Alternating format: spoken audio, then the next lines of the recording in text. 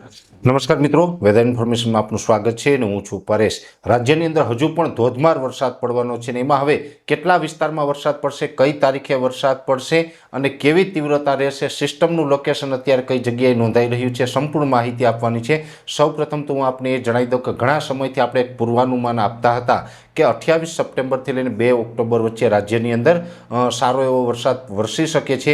એ જ મુજબ અત્યારે બંગાળની ખાડીની સિસ્ટમની અસર થઈને ગઈકાલે 28 તારીખથી જ રાજ્યની અંદર વરસાદની શરૂઆત થઈ ગઈ છે। અત્યાર સુધીમાં જે વરસાદ પડ્યો છે એટલે છેલ્લા 24 કલાકની અંદર દક્ષિણ ગુજરાત અને સૌરાષ્ટ્રની અંદર તીવ્રતા વધારે જોવા મળી છે। બાકી આમ તો મધ્ય ગુજરાતમાં પણ છેલ્લા 24 કલાકની અંદર સારો એવો વરસાદ નોંધાયો છે। એટલે રાજ્યના અનેક વિસ્તારની અંદર જે આપણે આગાહી મુજબ વરસાદ નોંધાયો છે એમાં સૌથી વધારે તીવ્રતા અને સૌથી વધારે વરસાદ છે એ ગીર સોમનાથના સૂત્રાપાડામાં નોંધાયો છે। સૂત્રાપાડામાં લગભગ 8 થી 9 ઇંચ સુધીનો વરસાદ નોંધાયો છે। બાકી સૌરાષ્ટ્ર અને દક્ષિણ ગુજરાત બધા વિસ્તારોની અંદર એવરેજ 2 થી લઈને 5 ઇંચ સુધીનો વરસાદ છેલ્લી 24 કલાકની અંદર નોંધાયો છે। હવે આપણે આગળની વાત કરવા જઈએ તો અત્યારે જે સિસ્ટમ છે, આમ તો સિસ્ટમ છે બંગાળની ખાડીમાંથી આવી, ત્યાંથી આંધ્રપ્રદેશ થઈને મહારાષ્ટ્રમાં આવી, મહારાષ્ટ્ર ઉપર થઈ અને દક્ષિણ ગુજરાત ઉપર થઈને અત્યારે જે સિસ્ટમ છે એ સૌરાષ્ટ્રના ભાવનગર ઉપર પહોંચી ગઈ છે। અત્યારે સૌરાષ્ટ્રનો જે ભાવનગર જિલ્લો છે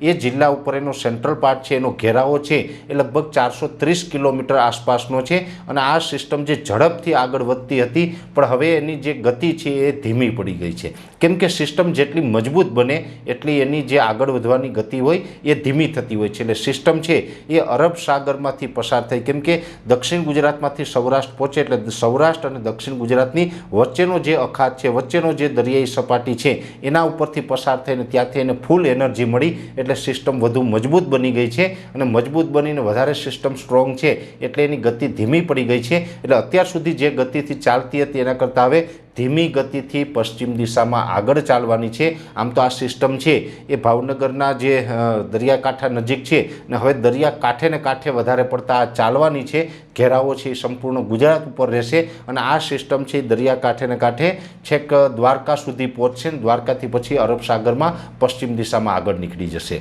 પણ આ ધીમી ગતિએ ચાલવાની છે એટલે હજુ આપણે 29 તારીખ આજે છે ને આ વરસાદ છે 2 ઓક્ટોબર સુધી આપણે રાજ્યની અંદર નોંધાશે। એમાં સૌથી વધારે તીવ્રતા છે એવા આગળના દિવસમાં સૌરાષ્ટ્રમાં જોવા મળશે। સૌરાષ્ટ્રની અંદર આગળના 2 દિવસ એટલે કે આજે 29 તારીખે રાત્રિ અમે જે વિડીયો બનાવી રહ્યા છીએ ત્યાંથી લઈ અને 1લી તારીખે બપોર સુધીનું જે સેશન હશે ત્યાં સુધીમાં ભાવનગર, અમરેલી, ગીર સોમનાથ, જૂનાગઢ, પોરબંદર, દ્વારકા અને જામનગર આટલા વિસ્તારો એવા હશે કે એમાં હજુ પણ ભારેથી અતિ ભારે વરસાદ છે આવનારા 2 દિવસ દરમિયાન જોવા મળે।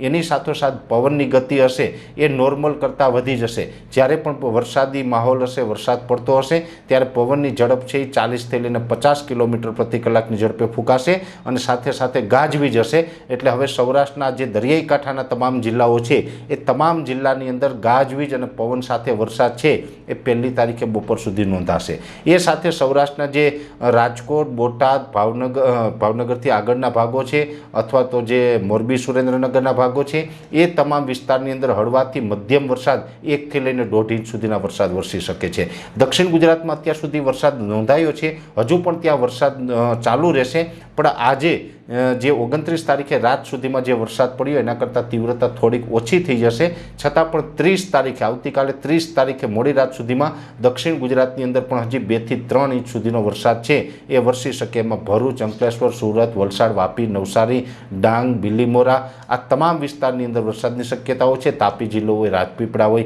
તમામ વિસ્તારની અંદર 2 થી 3 ઇંચ સુધીનો વરસાદ આવનારા 24 થી 36 કલાક દરમિયાન નોંધાશે। એ સાથે કચ્છ જિલ્લાની અંદર પણ હવે ધીમે ધીમે વરસાદની શરૂઆત થઈ શકે છે।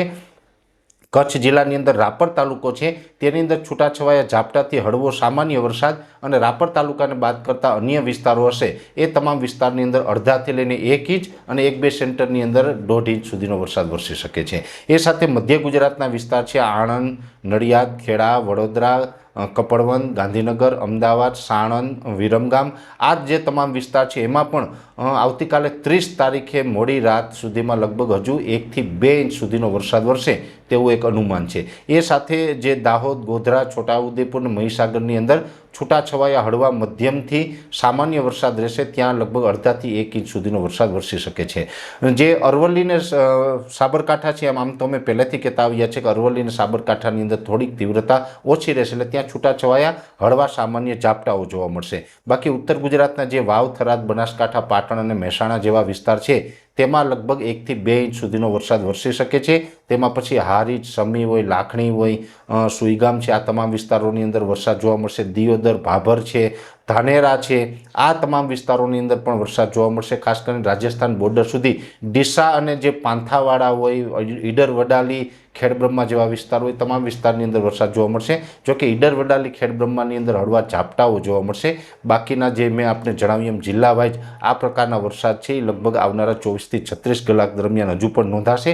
એટલે ખાસ અત્યાર સુધી જે વરસાદ નોંધાઈ ગયો છે, છેલ્લી 24 કલાકની અંદર વરસાદ નોંધાયો અને હજુ પણ લગભગ 24 થી 36 કલાક સુધી તીવ્રતા સાથે મેં આપને જિલ્લા વાઇઝ નામ જણાવ્યા છે એ મુજબનો વરસાદ છે એ ગાજવીજ અને પવન સાથે નોંધાય તેવું એક અનુમાન છે. સિસ્ટમ ખૂબ ધીમી ગતિએ ચાલી રહી છે. સતત અમે અત્યારે આ સિસ્ટમ ઉપર નજર રાખી રહ્યા છે અને આ સિસ્ટમને કારણે જે વિસ્તારો પ્રભાવિત થવાના હશે તે વિશેની તમામ માહિતી આપતા રહેશું. આ સિસ્ટમ પસાર થઈ રહી છે એને કારણે ઘણા ખેડૂત ભાઈઓને ખરીફ પાકમાં ઘણી બધી પ્રકારની નુકસાની પણ આવશે. જો કે સિસ્ટમ પસાર થઈ જશે પછી કયા વિસ્તારમાં કેટલું નુકસાન થયું એની વાત આપણે નેક્સ્ટ કરશું. અત્યારે આ વિડીયોની અંદર એટલું જ. અંતમાં દરેક મિત્રોને વિનંતી રહેશે કે આ વિડીયોને લાઈક આપીને દરેક ગ્રુપમાં શેર કરી દેવો. યુટ્યુબ ઉપર જોઈ રહ્યા હોય તો ચેનલને સબસ્ક્રાઇબ કરવી અને જો તમે અમને ફેસબુક પેજ ઉપર જોઈ રહ્યા હોય તો પેજને ફોલો કરજો.